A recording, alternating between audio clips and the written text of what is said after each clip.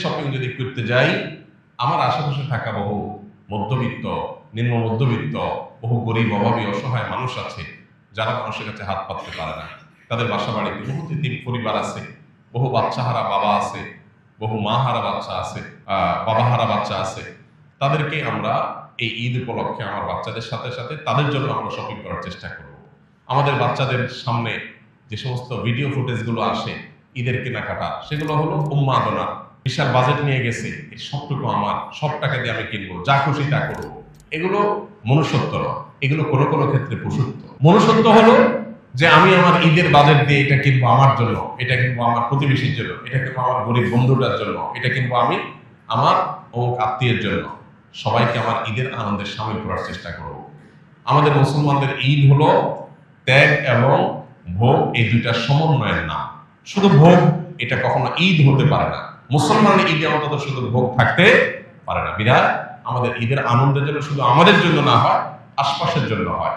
আমাদের বাজেটের একটা অংশ যেন অন্যদের সঙ্গে শেয়ার করে আমরা করতে পারি। বাকাউতি করা, গর্ব করা এবং অন্যদের সাথে কম্পিটিশন করা, এটা কোনো আমাদের ঈমানের সাথে যায় না। আল্লাহ আমাদেরকে বোঝার তৌফিক দান করুন, আল্লাহ আমাদের সংশোধিত হওয়ার তৌফিক দান করুন। রমজানের শেষ দশকটা আমরা শপিং মলে না কাটিয়ে মসজিদে ইবাদত বন্দেগীতে আমরা কাটাবার চেষ্টা করবো ইনশাআল্লাহ।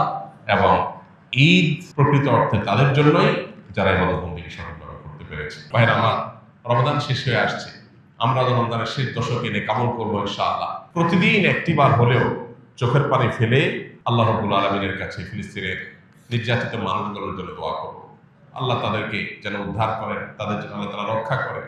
আর আমাদের যে ভাবলেশহীনতা, আমাদের যে এই সম্পর্কে একেবারে দায়িত্ব জ্ঞানহীন আচরণ, আল্লাহ যেন আমাদের এই আচরণটাকে পরিবর্তন করে দেন, ঈমানের চেতনা যেন আমাদের মধ্যে জাগায় দেন এবং আমাদেরকে যেন আল্লাহ তাআলা মাফ করেন। আমাদের ভাই বোনদেরকে যেন আল্লাহ তাআলা সান্ত্বনা নসিব করেন, তাদের কষ্টকে আল্লাহ যেন দূর করে দেন, তাদের মৃতদেরকে আল্লাহ শহীদ হিসাবে কবুল করে নেন, তাদের জীবিতদেরকে আল্লাহ তাআলা শক্তি সামর্থ্য দান করেন, মুসলিম শাসকদের ঈমানের শক্তি আল্লাহ তাআলা শানিত করে দেন, তাদের ঈমানের দায়িত্ব পালন করার তৌফিক দান করুন। এমনকি অমুসলিমদের মধ্যে মানবিক মূল্যবোধকে আল্লাহ তাআলা জাগ্রত করে দেন, তারা যেন এই বিশ্বের ইতিহাসের সবচেয়ে বর্বরচিত অমানবিক আচরণের বিরুদ্ধে লড়াই করতে পারেন। এই বিশ্বের একজন বাসিন্দা হিসাবে আমাদের লজ্জা হওয়া উচিত। আমরা শত শত কোটি মানুষ, পৃথিবীর ছোট্ট একটা ভূখণ্ডের মানুষদের প্রতি নির্যাতনের অত্যন্ত নির্মম চিত্র যুগ যুগ ধরে আমরা দেখে চলেছি। অথচ এই জালিম, এই খুনিদের হাতটাকে আমরা কেউই থামাতে পারছি না।